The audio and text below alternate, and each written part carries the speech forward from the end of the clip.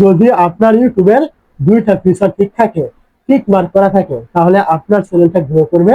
আর যদি ওই দুইটা ফিচারে যে কোনো একটা আপনার টিক মার্ক না থাকে, ডাউন করা থাকে, তাহলে আপনার ওই চ্যানেলটা কখনোই গ্রো করবে না। এই একটা কথা আপনি মনে রাখবেন। এক্ষুনি আপনাকে চেক কিন্তু করে নিতে হবে।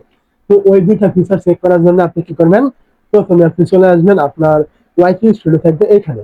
এই জায়গায় চলে আসার পর আপনি কি করবেন, এখান থেকে দেখবেন অ্যানালাইটিক্স নামে একটা অপশন এখান থেকে নিচে পাবেন। আপনি কি করবেন, এখান থেকে এই অ্যানালাইটিক্স একটা ক্লিক করবেন। এইখানে ক্লিক করার পরে এখান থেকে আপনি দেখতে পাবেন কন্টেন্ট নামে একটা অপশন থাকবে, এখানে আপনি এই জায়গায় ক্লিক করবেন। যখন এখান থেকে আপনি কন্টেন্টে ক্লিক করবেন, এখান থেকে দেখতে পাবেন এই যে ভিডিও নামে একটা অপশন, আপনি এখানে ক্লিক করে সিলেক্ট করবেন। তারপর আপনি কি করবেন, এইগুলোকে আপনি এই দিকে টানবেন। টানার পর আপনি কি করবেন, এইখান থেকে দেখবেন এই যে ইমপ্রেশন নামে একটা অপশন এখানে দেওয়া রয়েছে। আপনি এইখান থেকে খেয়াল করে দেখবেন আপনার এই চ্যানেলের ইমপ্রেশন এরকম উপর দিকে সবুজ মার্ক করা আছে কিনা। যদি এখান থেকে উপর দিকে সবুজ মার্ক করা থাকে, তাহলে বুঝবেন আপনি যে ভিডিওগুলি আপনার চ্যানেলে আপলোড করছেন, ওই ভিডিওগুলিতে সঠিক পরিমাণে ইমপ্রেশন পাচ্ছে, আপনার ভিডিওগুলিতে ইউটিউব ইমপ্রেশন দিচ্ছে।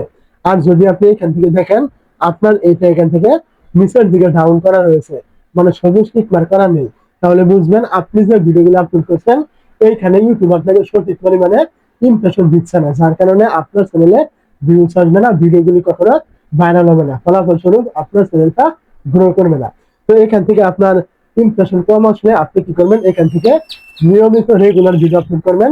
এখানে আপনি কখনোই লম্বা সময় গ্যাপ দিবেন না, মানে 1 সপ্তাহ, 15 দিন, 1 মাস এরকম গ্যাপ দিবেন না।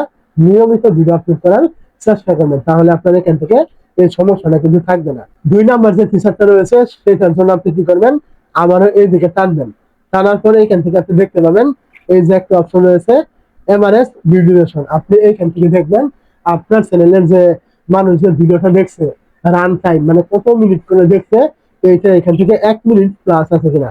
যদি এখান থেকে দেখেন এটা আপনার 1 মিনিটের প্লাস রয়েছে, তাহলে বুঝে নেবেন আপনার চ্যানেলের ভিডিওগুলি লোকজনে ভালো একটা টাইম দিয়ে দেখছে, কোনো সমস্যা নেই। এই কারণে আপনার ভিডিওগুলি র্যাঙ্ক করবে, ভিডিওতে ইমপ্রেশন নামে চ্যানেলটা গ্রো করবে।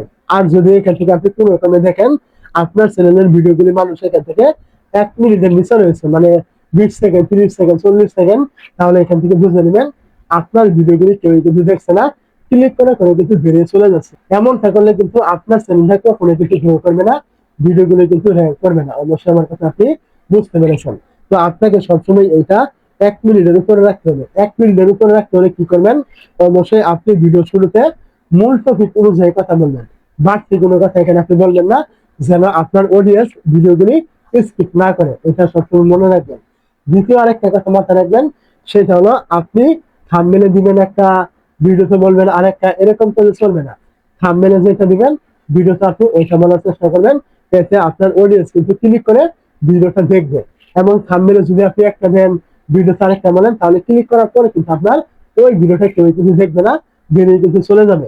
তো এই কারণে কিন্তু আপনার এখান থেকে এইটা কিন্তু কম হয়ে যাবে, এই কারণে আপনার চ্যানেলটা কিন্তু ডাউন হয়ে যাবে। আপনি সবসময় মনে রাখবেন অবশ্যই আপনার এটা যেন উপরে থাকে। তো অবশ্যই আমার কথাগুলো আপনি বুঝতে পেরেছেন। যদি এগুলো আপনার ঠিক থাকে, অবশ্যই আপনার চ্যানেলটা গ্রো করবে। আর ঠিক না থাকলে আপনি কি করবেন, এটা কিন্তু আমি বলে দিয়েছি। বুঝতে অসুবিধা হলে কমেন্ট করতে ভুলবেন না।